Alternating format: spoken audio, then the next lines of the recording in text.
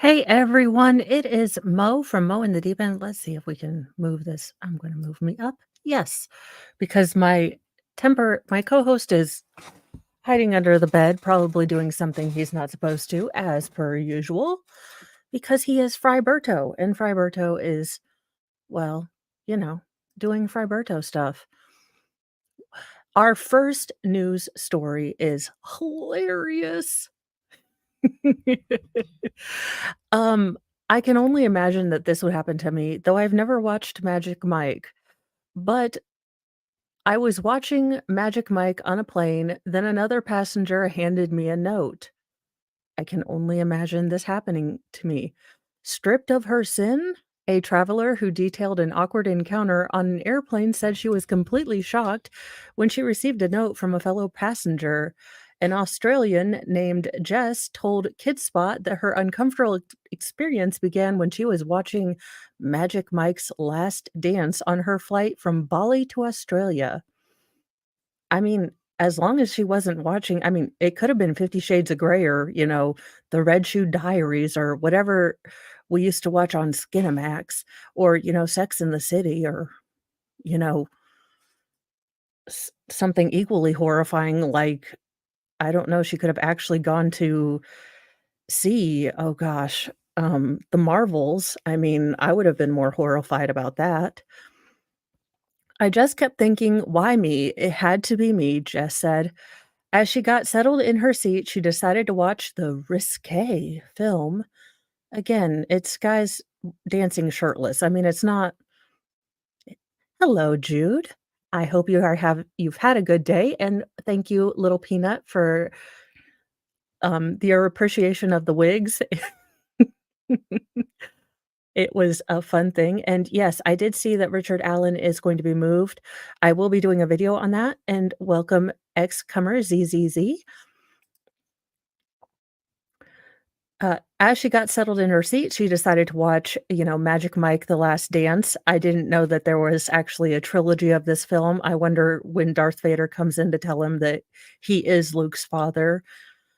Uh, in the clear, she decided to watch the film, and it got progressively more provocative and alluring with each scene. However, her viewing session grabbed the attention of a passenger sitting next to her.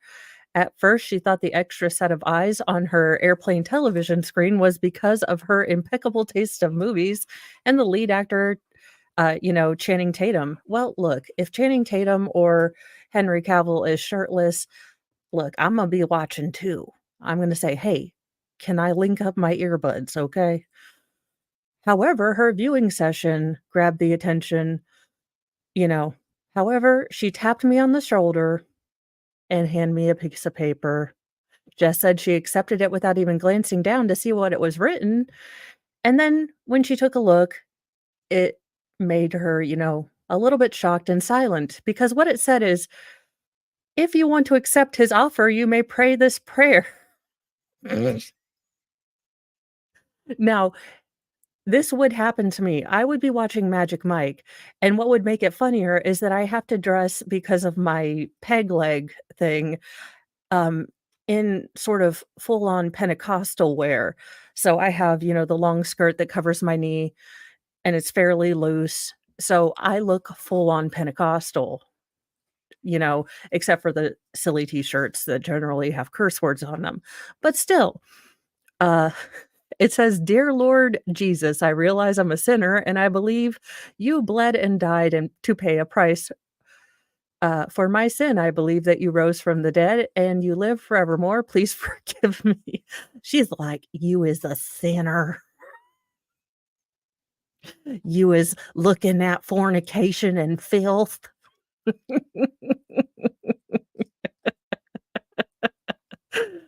Uh, and it says, "Please do not hesitate to let me know." Jess realized the woman was calling her out for watching Magic Mike, which was filled with lust, nudity, and sex. Well, sounds like my kind of movie, if you ask me.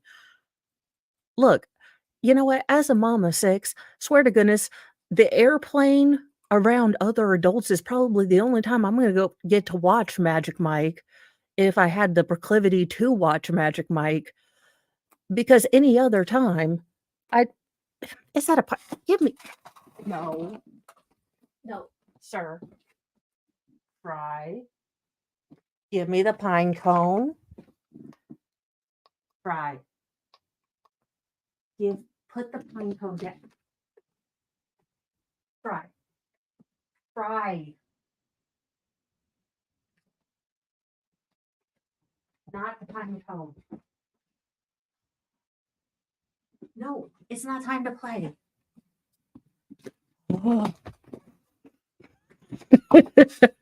Sorry, we had a Fry being a booger monkey moment. Of course, he would get a pine cone. Yeah, you know. But the Magic Mike fan did not let the religious woman's judgment stop her from finishing the film. It definitely did not get through to me, she shared. I'm not hugely religious. I grew up Catholic. As an adult, my views have changed. However, the passenger was determined to have Jess view things differently. So hours later, she started up a conversation about faith and morality. Look, you know what? That's what we have earbuds for. And y'all, here's the thing. As the world's worst Christian, I have labeled that myself that. Look, Steve Gosney's the world's best Christian. Just, go ask him stuff. He is the light on the hill. He's so nice. He's nearly Canadian. I am the world's worst. It is not my place to tell anyone to do anything. Holy crap, am I bad at being a Christian, okay? But that's what Christianity should be about, like how your humanity. And I would never. Oh my gosh. That's what gives it a bad name. And oh my gosh, people are such goober smooches. I sat there in disbelief. We had a way to go, and it was already very late in the day. It was the last thing I wanted to be hearing. No, okay, bad weather biker. I don't have a prosthetic. Um, oh, it's probably I have complex regional pain syndrome in my left leg. I so I joke because sometimes I have a very pronounced limp depending on how bad my pain is that day. Um, so I call it my gimpy leg or my peg leg. And sometimes Thor will sit on my shoulder like a parrot, so I pretend I'm a pirate, but no, I do not have a prosthetic. I should have been a little more clear. So I do have complex regional pain syndrome in my left leg, and that's why I wear, longer skirts, because I can't tolerate pants unless they're very, very loose, and at that point, that still hurts sometimes too, so I found skirts that work, and I've just bought every, color that they have that aren't horrible and floral, and whenever they come out with a new one. So they are, in fact, modest Pentecostal athletic skirts. So that's the joke, and it makes it I giggle to myself all the time when I go into, like, a liquor store or something because I do look relatively Pentecostal, but. Oh, well, I am sorry that you have to struggle with that, none it chronic pain is chronic pain, so I think that shining a light on chronic pain issues is really good for all of us because I think a lot of it has gone unnoticed and kind of underreported, and I think a lot of us put a good, we kind of put a good face on it, and we kind of you find ways to adapt and go through it and work around it, but having Maya's case really put a light on it, and I think that's really good. I will definitely have to look into those. Thank you for that idea. Got my handy dandy, uh, Post-it notepad. Let me Yeah, I'm getting ready to go through my closet and, look, I need to have a Viking funeral for my leggings. those are gonna be hard to say no to or say goodbye to. Look, the high heels and everything else, I don't have a problem with saying bye to, but oh, I am so sorry. Look, that sucks donkey balls.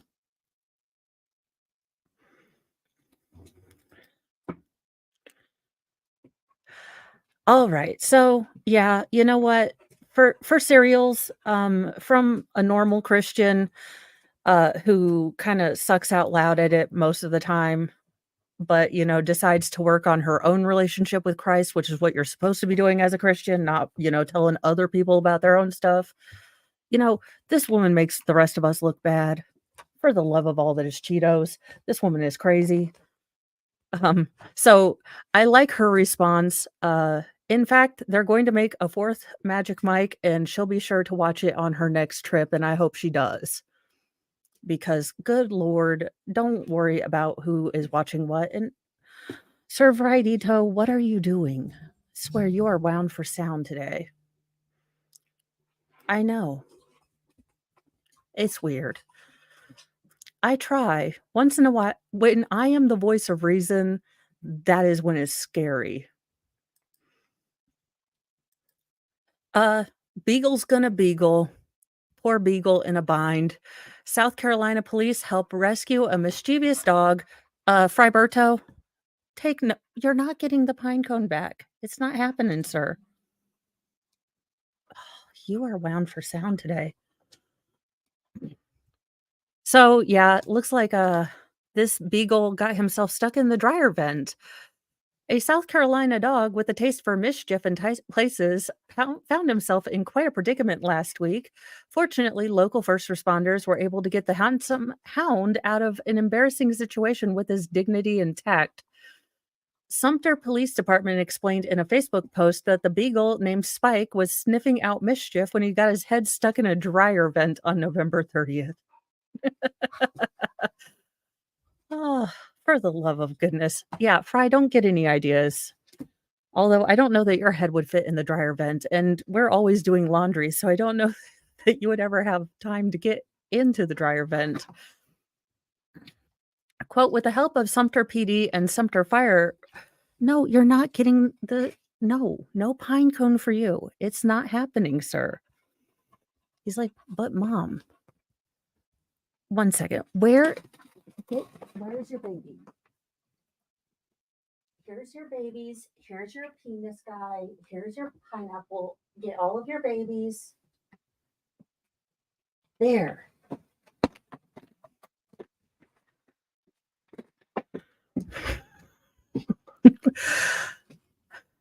We were able to free him from his unfortunate circumstance, and he is doing fine, probably looking to see what else he can get into for the day. Now, I don't know. With some tools and elbow grease, emergency crews managed to widen the opening just enough for the curious pup to free himself.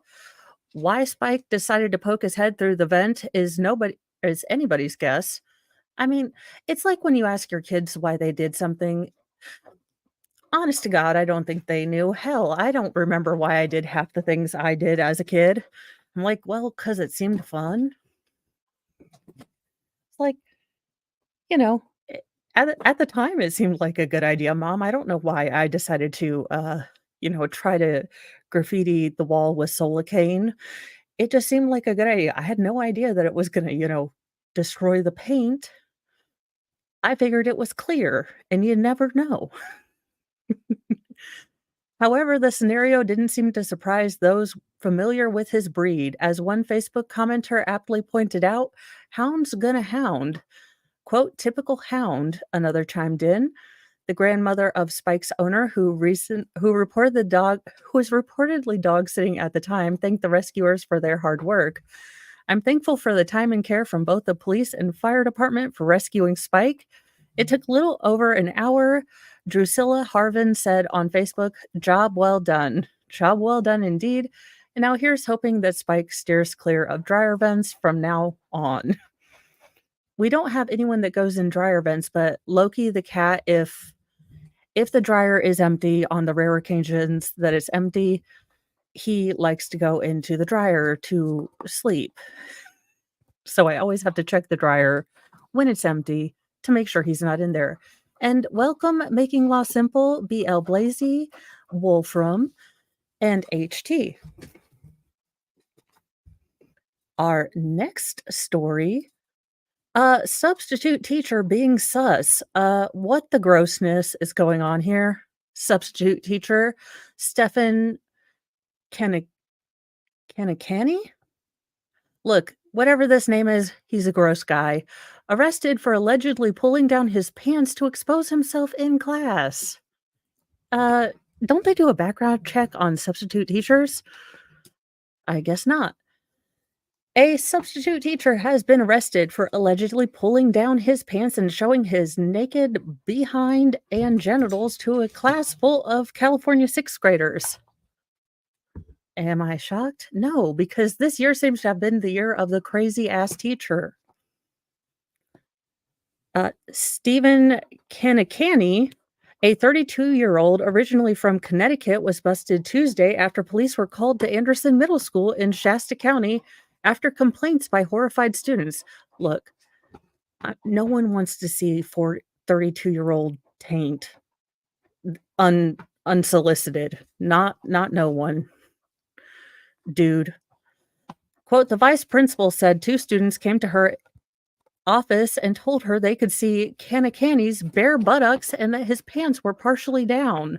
Anderson police told the department in the arrest report on Facebook. The photo appears to show the teacher at his desk with part of his backside visible and his right hand tucked into the front pocket. Well, different strokes for different folks.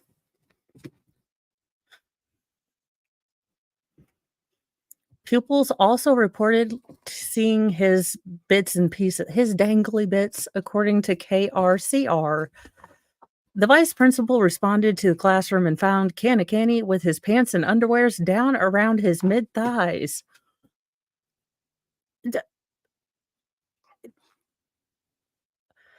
Okay. Snake Island. Just Snake Island.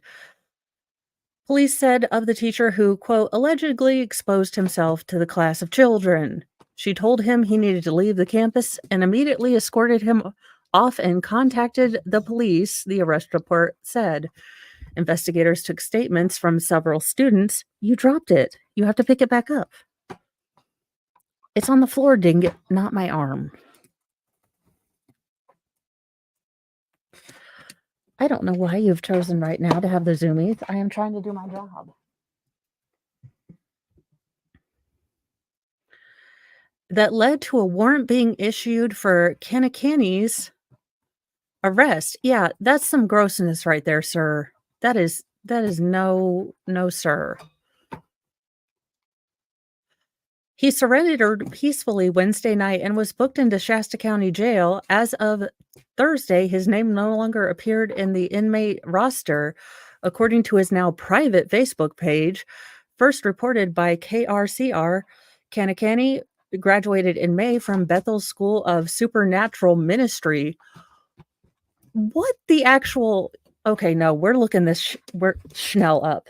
Sir, I am trying to look up something.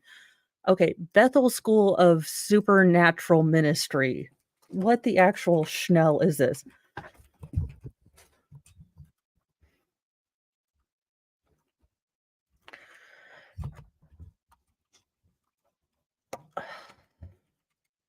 No, sir, I am trying to type something and you are not helping me at all. It's worse than when Dave talks to tech.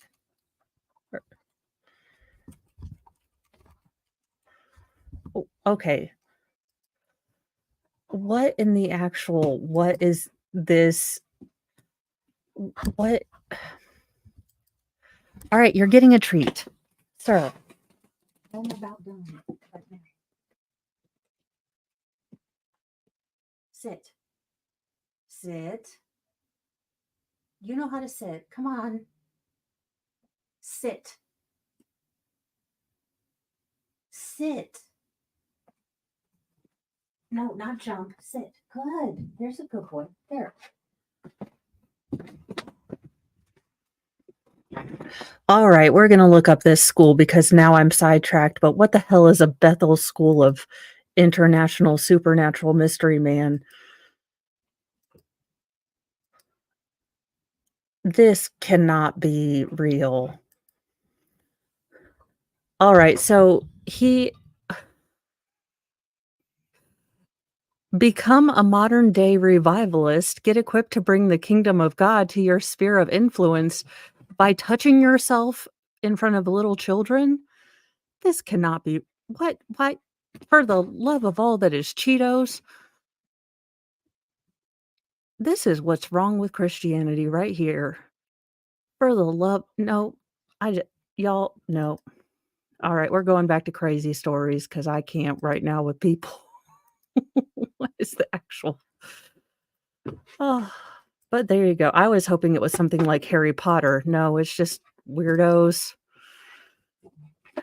using Jesus for something.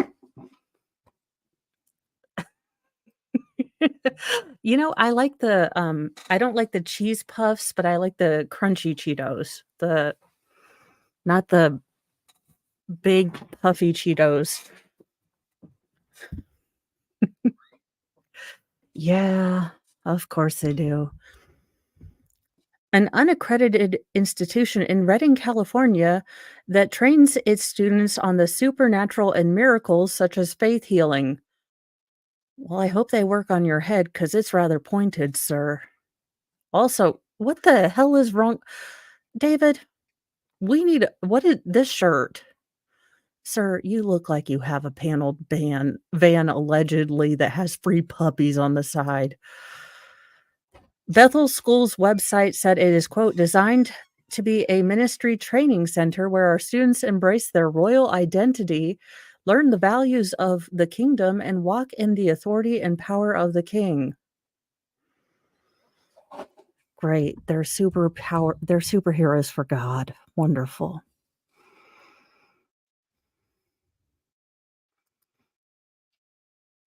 Kennekenny's online biography on a website for a religious worship organization where he previously worked states he has a passion for God. A long bit of where they left out the rest of that quote and said, "And winning souls for Christ." Cascade Union Elementary School District Superintendent David Provost said the district had, quote, "no prior knowledge of any inappropriate behavior before allowing Kanakani to work as a substitute." Quote, "Yeah, okay, the pattern's okay, it's the size that isn't, but it's fairly loose in the arms." Yeah, okay. "We care deeply about our students' well-being and strive for the integrity to be the leading attribute not only for our employees, but our campus guests," he wrote. "We never condone such hideous behavior, and we are sincerely sorry to our students that they were subjected to this conduct. Um, I'd like to attempt a faith healing myself. Send him to me. I will smack him repeatedly in the head, allegedly to help him heal." I'm just saying, YouTube, it is faith healing. It's not assault. Oh, for the love of God. And I mean this really. Stop, people. All right. In horror in Hawaii, I didn't even hear about this case. Appalled judge sentences a couple for unaliving mother using knives, a machete, and even a meat tenderizer in front of a young child. Come on, y'all. You are on Hawaii. I mean, I know prices of food are way expensive, but y'all are on Hawaii. A 26-year-old woman in Hawaii and her 29-year-old ex-boyfriend may spend the rest of their days in prison for brutally unaliving a 51-year-old mother in front of her 8-year-old daughter. Okay, no. Snake Island. Look, y'all, I'm just saying, if you do something like this, why are our tax monies paying to keep you alive for the rest of your life? I say Snake Island, we televise the whole thing, make tax revenue worldwide. by videotaping it. This is why I'm not in power, though, because I'm pretty sure that's against a lot of Geneva Conventions, okay? Uh, in front of the eight-year-old daughter after she stumbled across them burglarizing a vacation rental 6 years ago and brutally beat her to death. Oahu First Circuit Court Judge, Rowena A. Somerville, on Wednesday handed down sentences of life in prison with a possibility for parole to Haley Danduran and Stephen Brown, who were convicted of second-degree murder in the 2017 slaying of Thelma Bonneville, court records reviewed by Law and Crime showed. Somerville, who's also sentenced Danduran to an additional life sentence with the possibility for parole for kidnapping Bonneville's young daughter and 20-year-olds and a 20-year sentence for burglary, all to be served consecutively, meaning one after the other. Well, yes, we know what consecutively means, but okay. Brown was sentenced to an additional 20-year charge on the kidnapping charge and 20 years on the burglary charge, also to be served consecutively. Okay, I was getting a little worried here because I was thinking, "Okay, well, that's a pretty low for second degree," but she's making them do it consecutively, so, y'all, they ain't getting out. Okay, it's kind of a shame because dude has, like, the prettiest eyes ever. I'm just he's still cray cray, he's still evil, but I'm just saying. Waste of pretty eyes and do not women, women out there, if you're on my replay crew, do not send this man letters. Do not fall in love with this man. He is evil and cray cray. Yes, his eyes are pretty, but do not send him letters. Don't be ridiculous. Prior to formally sentencing the duo, Somerville and several of Bonneville's friends and family members addressed the court, often highlighting the cold-blooded and brutal nature of Bonneville's murder. Quote, "This is one of the most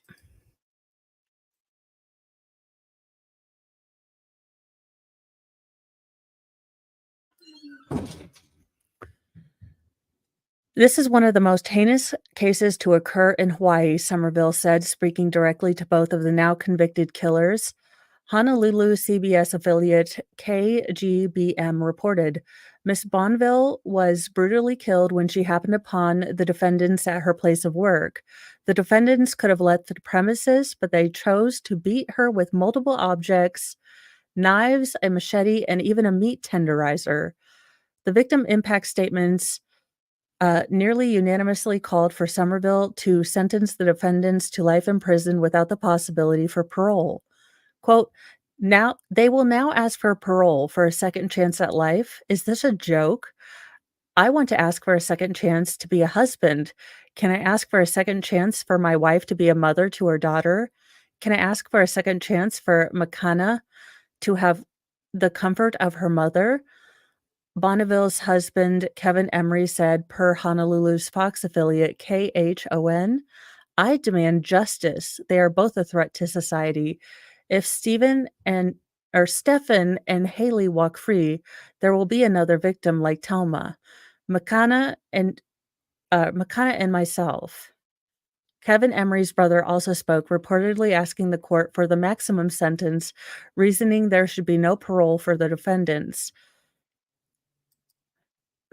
Yes, I mean, that's the it always hits me, and it maybe yesterday's victim impact statements, you know, it wasn't until and I've got to find her name, but it wasn't until her blonde friend that, that one really spoke to me because I think everyone has that person who has reached out to them when they're really struggling.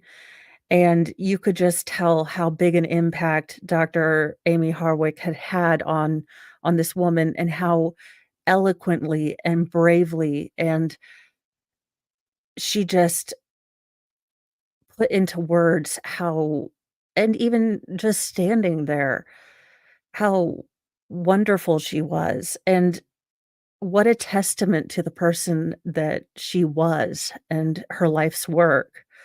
I mean, again, this woman that probably no one in society would ever wanna talk to really, or ever give the time of day, but Amy saw her, and that was just really touching to me, and the victim's impact statements are really hard. I always know that sentencing days are gonna be really hard, but they're also good to honor, you know? As much as we joke during them because we have it's either chuckle or buckle time. Eh, there's always, you know unfortunately, no matter what the sentence, it's never gonna undo the crime, and that's the part that really, really sucks about doing trials. Hey, Salbert. Let's see. As previously reported by Law and Crime, prosecutors had also been seeking the maximum punishment for the exceedingly violent murder, which had been or in which the defendants beat and slashed Bonneville with a machete, a hammer, a mallet, and a meat tenderizer. Chiblets. At the time of the slaying, Bonneville, a substitute teacher, was cleaning a vacation home in, oh Lord, Pupaki, a job she performed to earn extra money to support her daughter. I hate these people. And I try not to hate people, but I hate these people. Again, Snake Island, I really don't care. Like, once you do something like this is, again, why I'm not a judge and or president. I'm just saying, I would send you to Snake Island. I would monetize it. It would be Hunger Games. I have no n I'm done. Near the body was a bloodied hammer, mallet, and knife, officials wrote in the criminal complaint.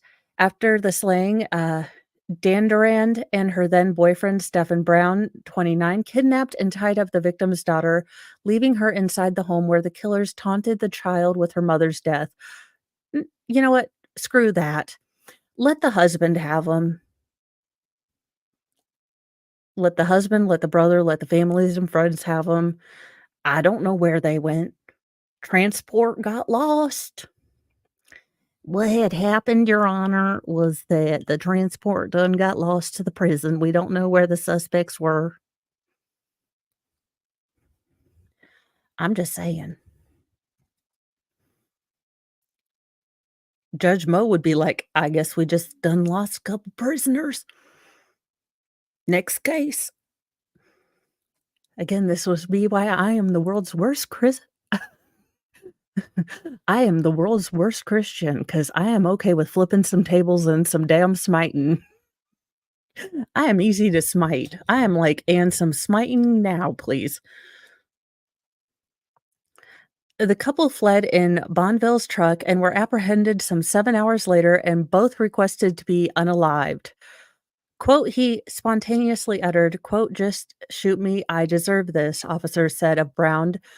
Dan Durand echoed the grim ask, "Can you just pull out your force multiplier and shoot me in the head? My life is over after today."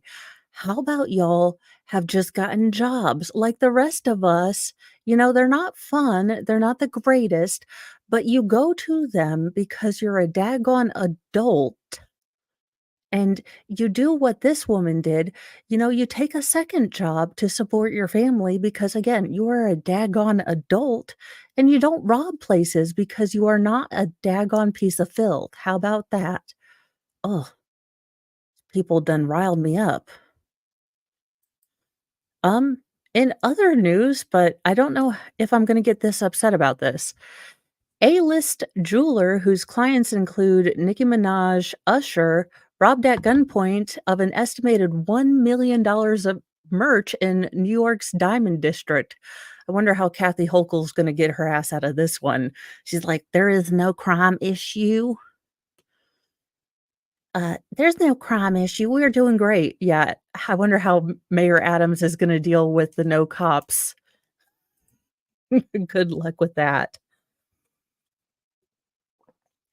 Also, sir, maybe don't go out just iced out to the max unless you have all of the security, but that's just me. A celebrity jeweler who has worked with stars like Ice Spice, I thought it was Ice Cube. Okay. Did he change his name? Did Ice Cube change his name? Okay. Nicki Minaj and Usher was held at force multiplier point and robbed of an estimated $1 million of jewelry at Manhattan's Diamond District overnight Thursday, police and sources said. Benny Nisanov, who operates under the name Benny the Jeweler. I can speak English. I really can. He was held up at his pop-up shop on West 47th Street between 5th and 6th Avenue by two men who broke in around 1:30 a.m. carrying force multipliers and threatening to shoot. Police sources police sources say the robbers looted multiple pieces of jewelry from a display case that totaled an estimated $1 million.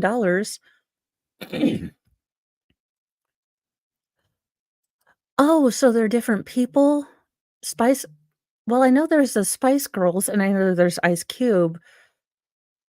Did they get together on a collaboration? Was it a crossover? Y Look, y'all, I don't know. Running out into a black sedan, cops and police sources said. The getaway car, possibly, a Mercedes, was last seen heading west, police said. Bling from Benny's Jewels by Benny has been seen in music industry bigs, rappers such as, Sean Diddy Combs, Mary J. Blige, Pop Smoke, Lil TJ, according to Nisov's business website.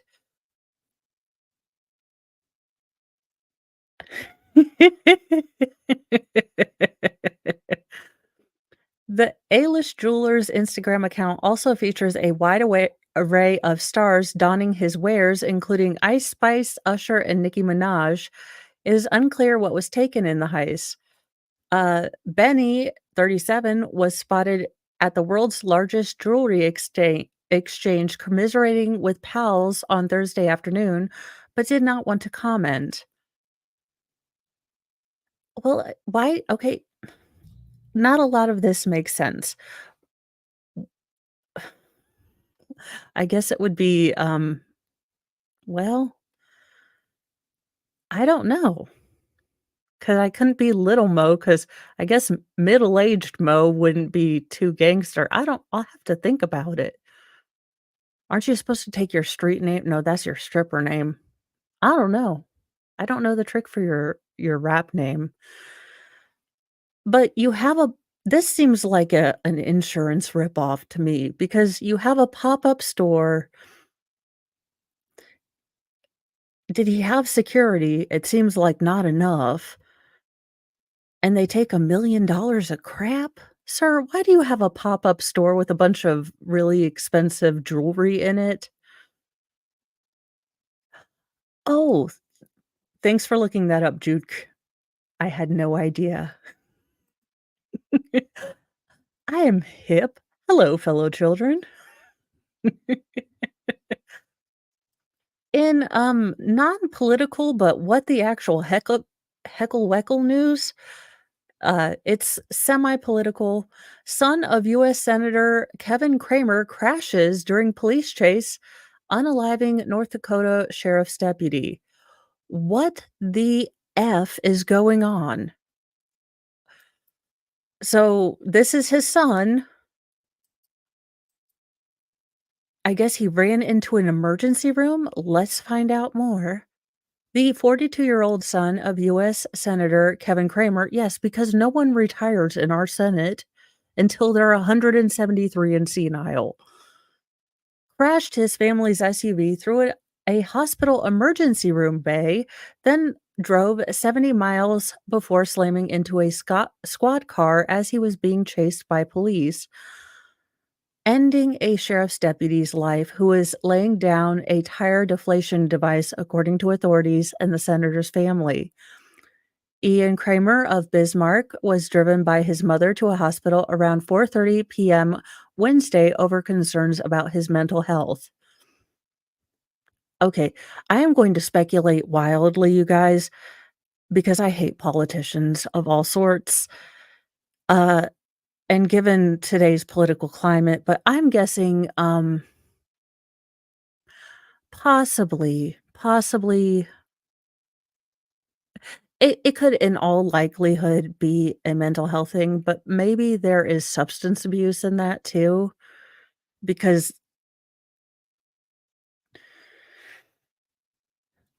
it seems a little sus. Bismarck police said, "When she got out of the SUV, Ian Kramer took the wheel and drove through a door to get out of the enclosed ambulance bay at the hospital's emergency department." So dude just done escaped. They had him all boxed in, and he's like, "Oh, hell no." Over an hour later, a deputy in a neighbor in neighboring Mercer County spotted Kramer and the Chevrolet Tahoe in Hazen, a community about 70 miles or 113 kilometers northwest of Bismarck. The North Dakota Highway Patrol said in a news release the chase began and the SUV crashed into a Mercer County sheriff's vehicle that was parked along the state highway. A deputy was standing behind the parked vehicle and preparing to deploy a tire deflation device to end the chase. The impact of the chase pushed the vehicle into the deputy, ending his life. He was identified Thursday as a 53-year-old Paul Martin. Ian Kramer was evaluated at the hospital and then jailed. The patrol said charges are pending. We are asking the public for prayer for the lost officer's family and colleagues who serve us every day and are grateful for all they do for us, Kevin Kramer said in a statement. The first-term Republican senator wrote that his son, quote, "suffers from serious mental disorders." Okay, then alright, I take back my original claim. This as a twice college dropout and not a psychologist or a psychiatrist or an ologist of any kind, um, it seems like if what I'm reading and what I'm putting together, if he is a paranoid schizophrenic, which is look, and generally what happens is frequently, they'll be doing really great, and then they'll start to think that their medication is something bad or people around them are trying to hurt them when their medication is actually doing good for them, and they'll stop taking it, which can lead to something like this, unfortunately. So he suffers from serious mental disorders which manifest in severe paranoia and hallucinations. And I feel very, very bad for the officer who lost his life, but if this is true and the son does suffer from paranoid schizophrenia, I feel bad for him too, because I can't imagine what it would be like to be locked inside your brain, to not know what is real and what is not, to hear things and not be able to differentiate the truth, to truly believe that the people around you are trying to hurt you everywhere all the time. I can't imagine what it would be like to live like that. So I apologize and I take back I retract. The Duct Tape and Holy Water Production Company is always quick to retract earlier statements when they are proven wrong, because we are not like the real media. We admit when we're wrong.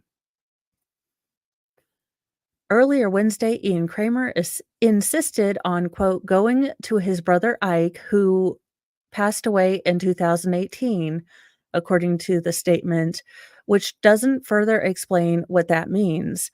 Alarmed, Chris Kramer took her son to the Sanford emergency room in Bismarck. While parked in the ambulance bay, quote, Ian got into the driver's seat and allegedly rammed the doors of the bay and fled the scene, Bismarck police said. The senator's daughter tracked the SUV through a cell phone and alerted authorities. The patrol said that when a Mercer County deputy spotted Ian Kramer in Hazen and approached him, Kramer fled. The crash happened a short time later on North Dakota Highway 200, about 5 miles outside of Hazen. Martin was an 18-year veteran of the sheriff's office, which said he was married and had 3 children. In a post to the sheriff's office Facebook page, Mercer County Sheriff Terry Turns said Martin, quote, is our beloved brother in law enforcement, a husband, a father, a grandpa. Our wound is raw and our hearts are broken. Dakota Governor Doug Burgum, who oddly enough is still in the race for president, even though no one knows it, he has yet to drop out. So there you go, guys. You still have an alternative. Directed government agencies to fly flags at half staff in honor of Martin until sunset on the day he is interred. He encouraged residents to do the same. The hospital in Bismarck sustained damage to the main entrance to its emergency department vehicle and ambulance garage, according to Sanford Health Bismarck. The entrance is temporarily out of service with a temporary entrance since set up. No one was injured, the hospital said. Whitney Meadow, 36, who lives near Hazen, said Martin was once her neighbor. She sometimes cared for the retired police dogs he kept when he was away from home. Quote, he was just a fantastic man, Zetto said, fighting back tears. He was the type that would be your champion. He was just there to support the community and help with the kids. Any little thing, he was a joy to be around. Kevin Kramer was elected to the Senate in 2018 after serving 3 terms in the House. He has been a staunch advocate for law enforcement. In an opinion article posted to Fox News website in 2020 during the turmoil, okay, we're not going to go into, let's see here. I'm not going to go into all that political stuff, but I am going to go into what he wrote about the officer. In his statement Wednesday, Kramer said that his family grieves with the family of the hero who tried to help Ian in reference to Martin.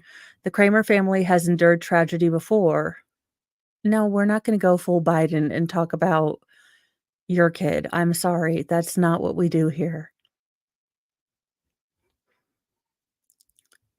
I I don't know about you guys, but we're going on here. Let me pull it up.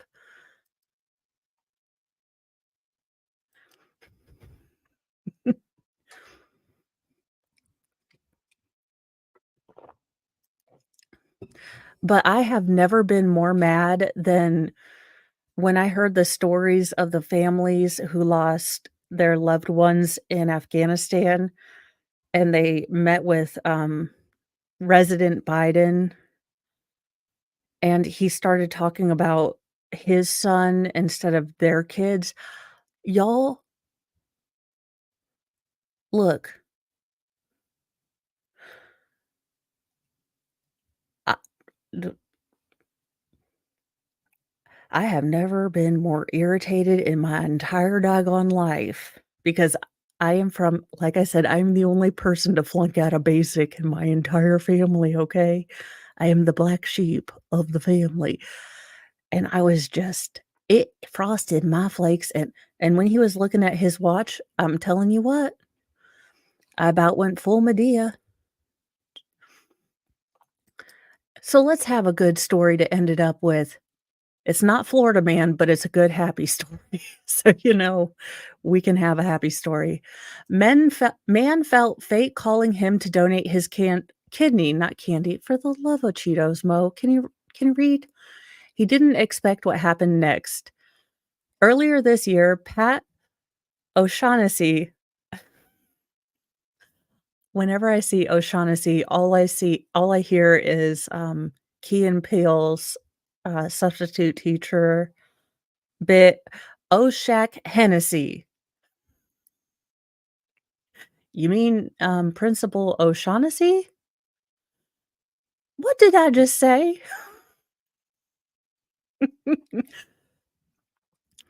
A 64-year-old retired small business, owner was reflecting on how he wanted to live the rest of his life.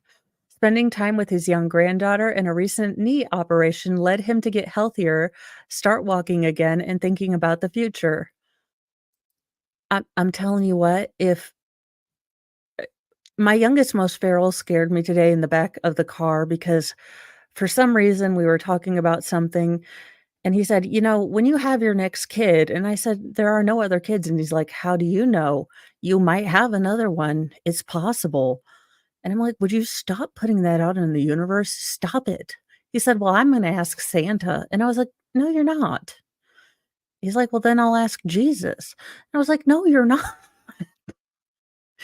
But if I ever had another kid, I'm gonna name it Aaron, and I'm gonna call him Aaron, just or maybe a dog, probably a dog. Uh, and think about the future.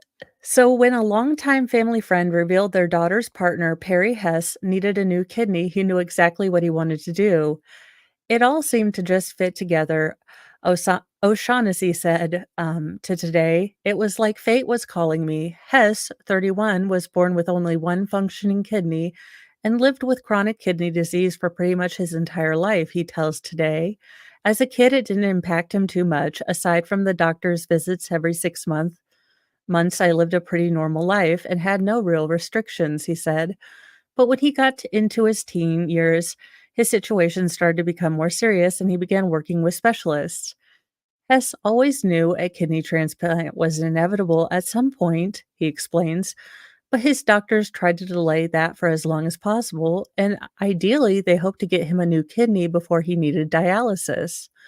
The goal was try to live a fulfilling life and then later need a transplant, Hess said, but that just didn't happen. His situation began to deteriorate in the last few years, and in August 2022, he started dialysis. Hearing that a little over 6 months ago, Hess hadn't received a kidney, O'Shaughnessy stepped up to the plate. Quote, my heart was telling me what I had to do, he said, and it didn't take my heart that long to convince my brain. Okay, okay, so Mr. Mo hadn't seen that. Again, I don't know what rock Mr. Mo was under, but best thing ever. And it's I'm surprised that they're a match. O'Shaughnessy, who lives in Danville, Illinois, started filling out the paperwork online that night, which was a long and tedious process that required him to provide medical histories for himself and his 8 siblings. Yeah, they want to know if you have any issues, sir. And you have a bunch of siblings. I am so sorry. You have to fill out all of their health history too. 2 days later, a nurse reached out to him and spent 90 minutes on the phone going over the process. Again, how do you know you're a match? Okay. Uh, 2 days later, a nurse reached out to him and spent 90 minutes on the phone going over the process. Over the next 2 weeks, O'Shaughnessy said he spoke to 6 or 7 personnel, including physicians, assistants, social workers, nurse, and the scheduling staff. But he wasn't discouraged. The whole time, my attitude and my will to do this kept getting stronger, he said. Finally, this past October, O'Shaughnessy went to the Mayo Clinic in Jacksonville, Florida for 3 days of screening tests and meetings. It was intense, he said. Just about any medical test you can think of, they did it. Maybe blood type, but you generally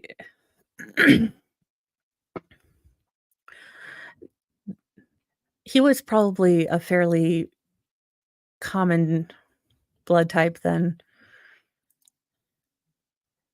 His first day started at 8 a.m. with the staff taking 28 vials of blood for blood work, O'Shaughnessy said. They handed him a 24-hour urine bucket. Oh, yeah, those are fun.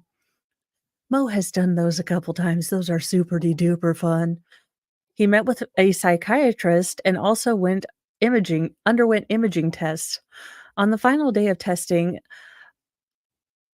like A, B, or C no, not A, B, or C, for the love of Cheetos, Mo. A negative, O positive, B, AB, are you, um, do you have any issues with that?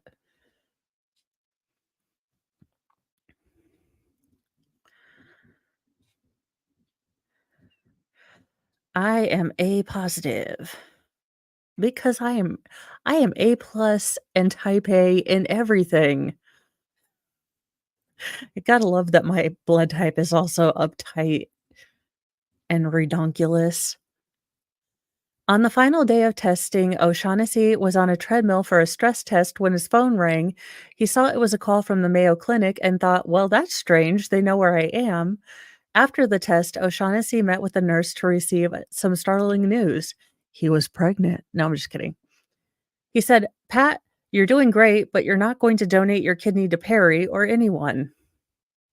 Okay. O'Shaughnessy recalls the screening test revealed that O'Shaughnessy had cancer.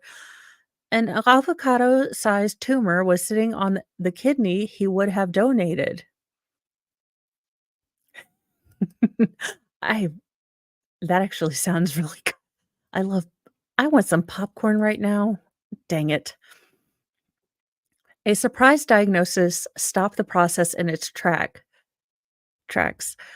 My wife and I were both in a bit of shock, he said, and I was also extremely disappointed that I had failed in my mission to get the kidney to Perry. At the same time, the urologist reminded O'Shaughnessy that he was lucky they found the cancer in its early stages.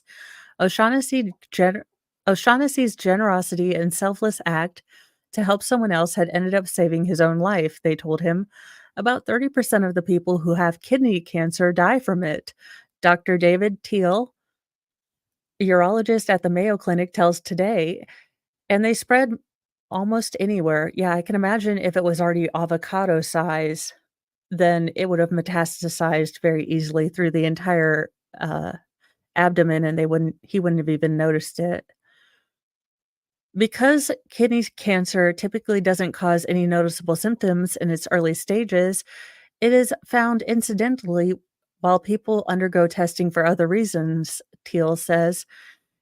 And they recommended that we have the kidney removed yesterday, O'Shaughnessy recalled.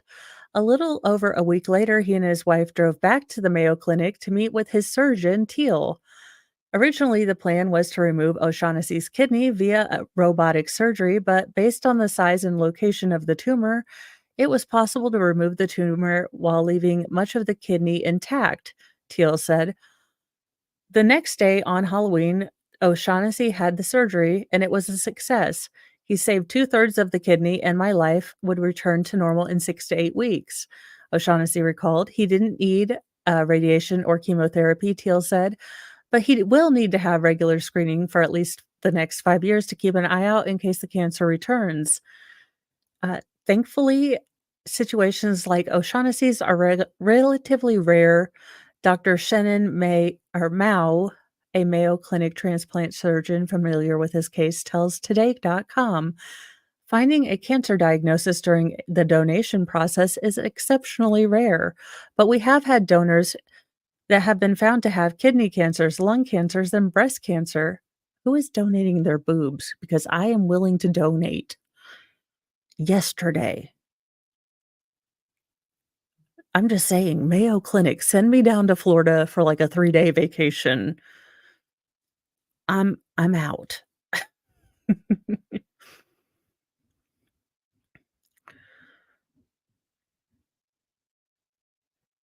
I tell our doctors that the donation screening process is a bit like taking your car in for a checkup, Mao says. You may take it in for an oil change and end up finding something else isn't quite right. In O'Shaughnessy's case, quote, coming forward as a donor really led to an early diagnosis on his behalf, she said, and it prevented a potentially dangerous donation from taking place.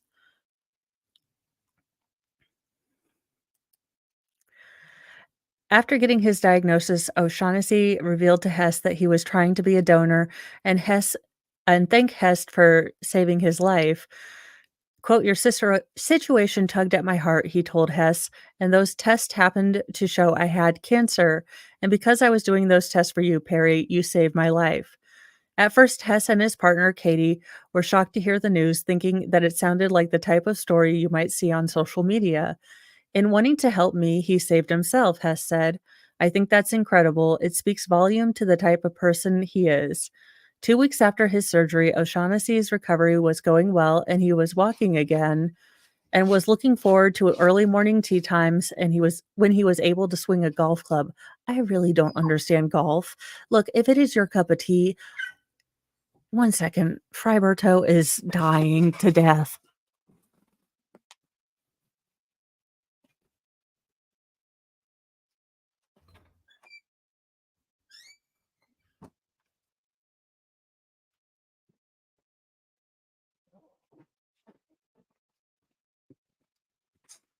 Not the kids, it's the dog. But like I was saying, I don't get golf. I get putt-putt, but I don't get golf. I get playing around drunkish a little bit on a golf cart, like, I can get that, but I don't get golf. But if it is your jam, enjoy your jam. But as grateful as he was, the fact was Hess still needed a kidney, along with many other people waiting for organs in the US, continued to weigh on him. There are 103,327 adults and children on the national transplant wait list. Look, I'm not saying that we have a supply and demand issue, but, we have 2 people that done murder-lated a woman in Hawaii. Judge Moe could find a kidney, is all I got to say, which is why I'm not a judge and shouldn't be allowed to be a judge. I totally admit that. Look, I admit that Mo should not be a judge or the president because I would say, "Hey, you know what? If you're a murderer, I'm kind of okay with you donating some organs because you done stabulated someone." So hopefully Hess will find a kidney.